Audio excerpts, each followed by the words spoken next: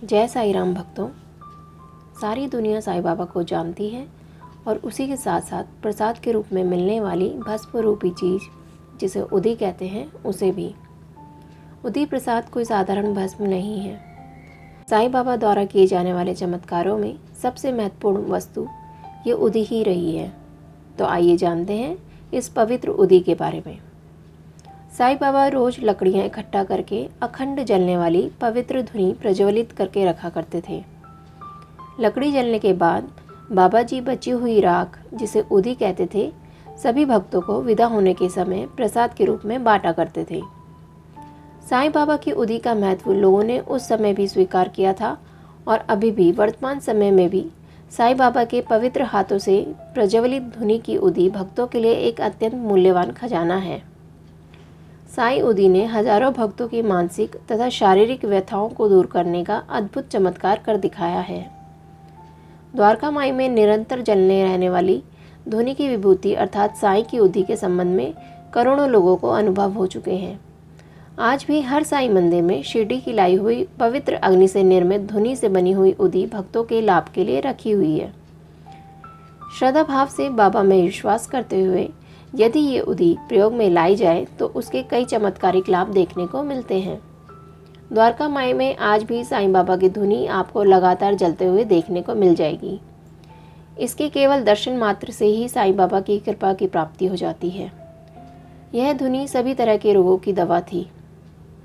जैसे कि एक बार मालेगांव के एक प्रसिद्ध डॉक्टर का भतीजा, जो कि हड्डी के टीबी रोग से ग्रसित था, खुद डॉक्टर ने उसे निजी प्रयत्नों से स्वस्थ करने में कोई कसर न छोड़ी, लेकिन फिर भी कोई लाभ ना हुआ।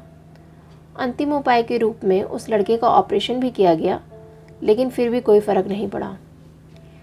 अंततः कुछ समझदार लोगों ने लड़के के माता पिता को साईं बाबा के पास जाने का सुझाव दिया।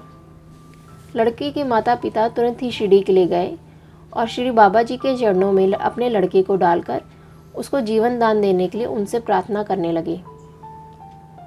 बाबा जी ने मुस्कुराते हुए लड़के की ओर देखा और कहा, इस द्वारका माई का जिसने सहारा लिया उसे कभी भी कोई दुख सहन नहीं करना पड़ेगा। आप तनिक भी चिंता ना करें, ईश्वर पे पूर्ण भरोसा रखो और मेरी धुनी का उदी का रोगग्रस्त स्थान पर लेप करते रहो। 1 सप्ताह में आपका लड़का रोग मुक्त हो जाएगा। लड़के के माता पिता ने साईं बाबा द्वारा बताया हुआ उपचार करने का दृढ़ निश्चय किया।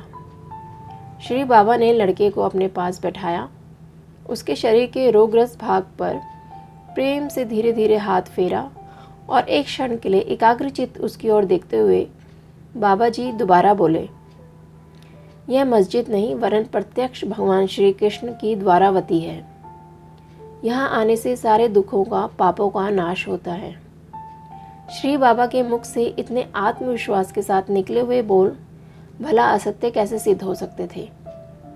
वो लड़का केवल 8 दिनों में पूर्णतः रोग मुक्त हुआ और श्री बाबा जी से उदी प्राप्त करके सभी लोग हर्ष विभोर होकर अपने गांव लौट गए।